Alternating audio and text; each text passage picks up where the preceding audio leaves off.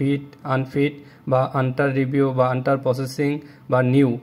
আপনি কি সৌদি আরবে কাজের জন্য প্রস্তুতি নিচ্ছেন অথবা আপনার ভিসা প্রসেসিং প্রায় শেষ পর্যায়ে কিন্তু জানেন না কিভাবে ওয়াফিদ মেডিকেল রিপোর্ট চেক করবেন? তাহলে এই ভিডিওটি আপনার জন্য। সৌদি আরব সহ অন্যান্য জিসিসি দেশগুলোতে কাজের জন্য ভিসা পেতে গেলে মেডিকেল পরীক্ষা একটি বাধ্যতামূলক ধাপ, কিন্তু অনেকেই জানে না কেন এই মেডিকেল পরীক্ষা করতে হয়, কিভাবে রিপোর্ট চেক করতে হয় বা রিপোর্টের ফলাফল তাদের ভিসার উপর কিভাবে প্রভাব ফেলে। আজকের ভিডিওতে আমরা জানাবো ওয়াফিদ মেডিকেল পরীক্ষা আসলে কি এবং কেন এটি বাধ্যতামূলক, পাসপোর্ট নাম্বার ব্যবহার করে অনলাইনে রিপোর্ট চেক করার ধাপ, রিপোর্টে কী ধরনের স্ট্যাটাস দেখায় যেমন ফিট, আনফিট বা আন্ডার রিভিউ বা আন্ডার প্রসেসিং বা নিউ, এইগুলোর মানেগুলো কি সেগুলো আজকে ভিডিওতে আমি বিস্তারিত আলোচনা করব। আর যদি কোনো সমস্যা হয় তাহলে কিভাবে সমাধান করবেন।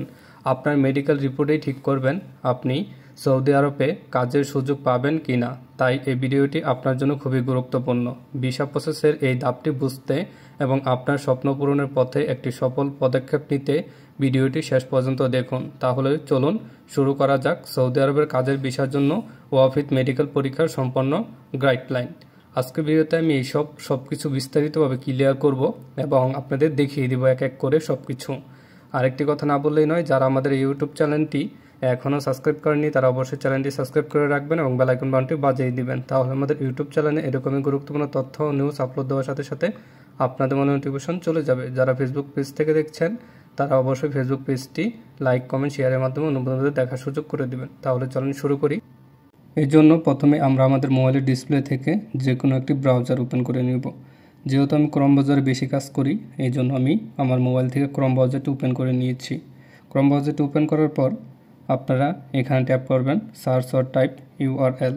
এখানে আমি ট্যাপ করে দিয়েছি এবং একটি অ্যাড্রেস উঠিয়ে নিব, সেটি হচ্ছে WAFID ওয়াফিদ। এতটুকু লিখে আমি জাস্ট সার্চ করব। সার্চ করার পর আমাদের মাঝে ঠিক এরকম একটা ডিসপ্লে শো হবে।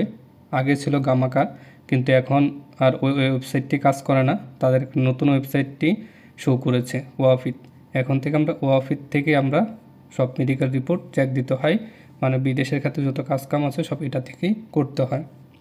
এটা মোটামুটি আপনারা সবাই জানেন। এখানে আপনারা প্রেস করলে প্রথমে ঠিক এরকম ডিসপ্লেটি শো হবে, ওয়েলকাম টু ওয়াফিদ। তাদের যে ওয়েবসাইটটি আছে দেখেন, medical examination, book and appointment, view medical report, medical centre, apply medical centre list. এখান থেকে আপনি ইচ্ছা করলে মেডিকেল সেন্টার লিস্ট দেখতে পারবেন। যেহেতু আমরা আজকে দেখাবো যে পাসপোর্ট নাম্বার দিয়ে আপনি কিভাবে ওয়াফিদ মেডিকেল রিপোর্টটি চেক দিবেন, আর চেক দেওয়ার পরে যদি সেখানে আন্ডার রিভিউ বা আন্ডার প্রসেসিং বা নিউ লেখা আসে তাহলে কি বুঝতে পারবেন। আজকে সেই কিছু আমি বিস্তারিত আলোচনা করব এবং আনফিট হলে কিভাবে তাদের সাথে যোগাযোগ করবেন। এখান থেকে প্রথমে আপনি যে কাজটি করবেন, ভিউ মেডিকেল রিপোর্ট, এখানে ট্যাপ করবেন। এখানে ট্যাপ করলে ঠিক আপনাদের মাঝে এরকম ডিসপ্লে শো হবে ইউর মেডিকেল এক্সামিনেশন রেজাল্ট। এখান থেকে আপনি দুইটা উপায়ে দেখতে পারবেন, একটা হচ্ছে আপনার হাতের পাসপোর্ট নাম্বার দিয়ে, আর একটা হচ্ছে ওয়াফিদ স্লিপ নাম্বার দিয়ে। যেহেতু ওয়াফিদ স্লিপ নাম্বারটা এইটাও সহজ, মানে দুইটাই সহজ, কিন্তু আমরা সবচেয়ে বেশি প্রাধান্য দিই পাসপোর্ট নাম্বার।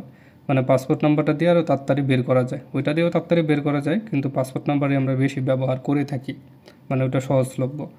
এই জন্য আমরা পাসপোর্ট নাম্বারে দেখেন এখান থেকে কিন্তু আমরা পাসপোর্টটি সিলেক্ট করে দিয়েছি।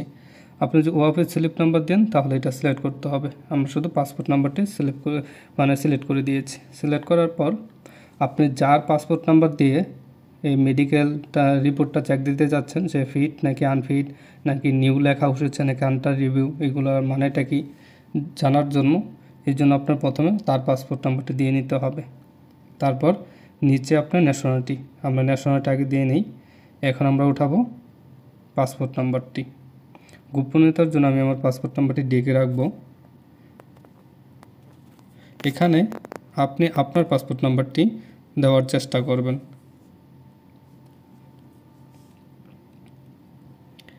আপনি আপনার পাসপোর্ট নাম্বারটি দিবেন এবং ন্যাশনালিটি দিবেন। যদি আপনার বাংলাদেশের হয় বাংলাদেশ সিলেক্ট করবেন, ইন্ডিয়া হলে ইন্ডিয়া বা অন্য কোনো কান্ট্রি হলে এখানে সিলেক্ট করে চেকে ট্যাপ করবেন। এখানে যেহেতু আমার পাসপোর্ট নাম্বার এবং ন্যাশনালিটি সব কিছু ঠিকঠাক আছে, এখন আমি চেকে ট্যাপ করব।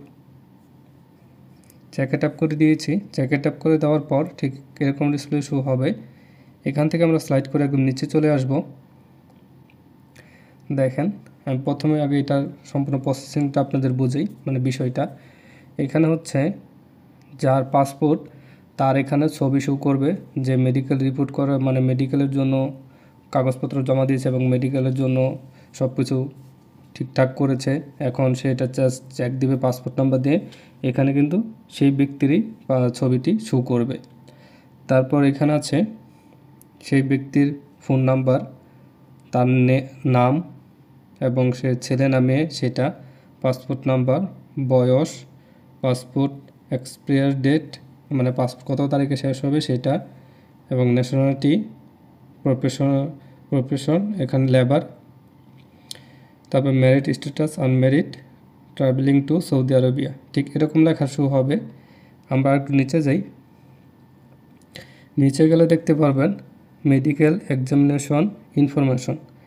এখানে যেই মেডিকেল সেন্টারের মাধ্যমে মেডিকেলটি করানো হয়েছে সেই মেডিকেল সেন্টারের নামটা কিন্তু এখানে শো করেছে, some health check up limited.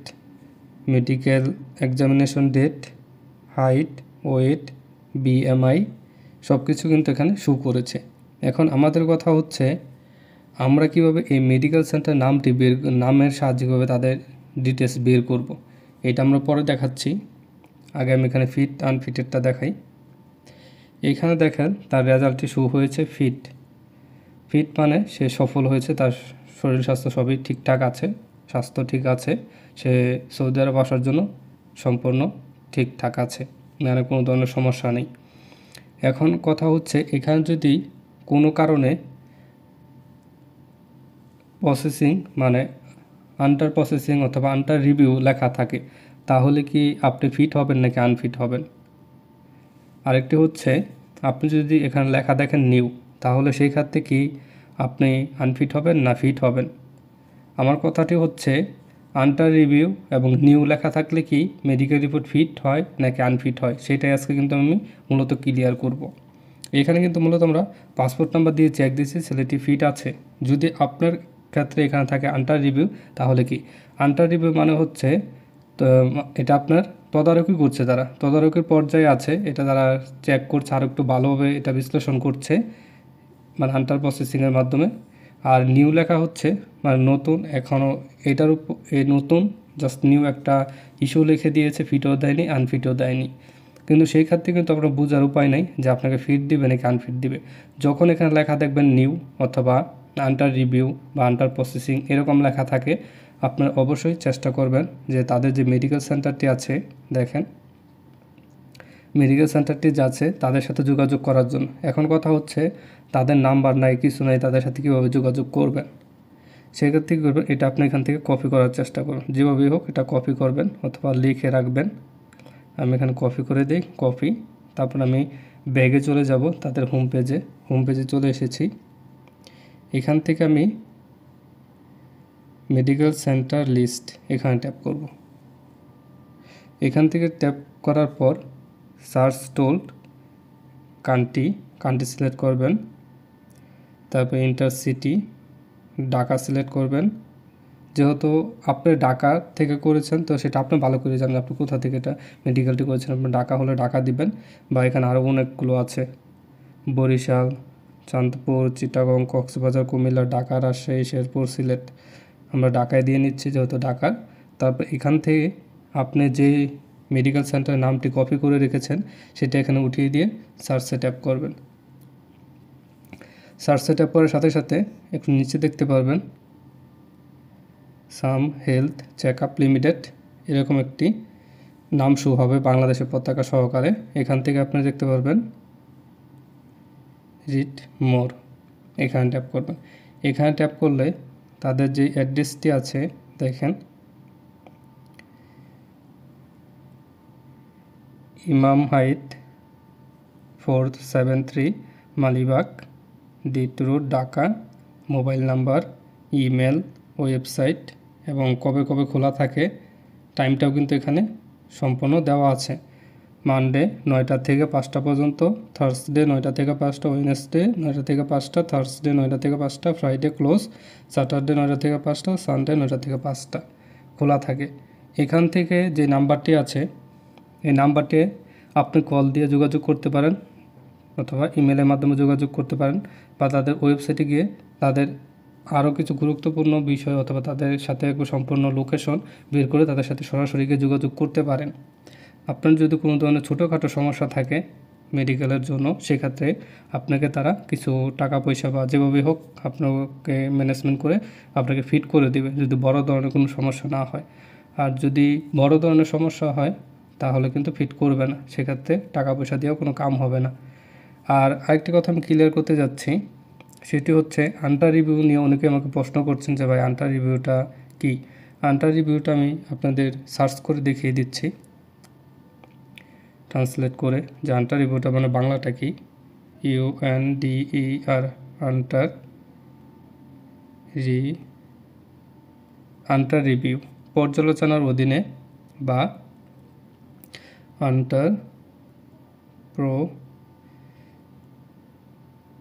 Under process অথবা প্রসেসিং, প্রক্রিয়াধীন।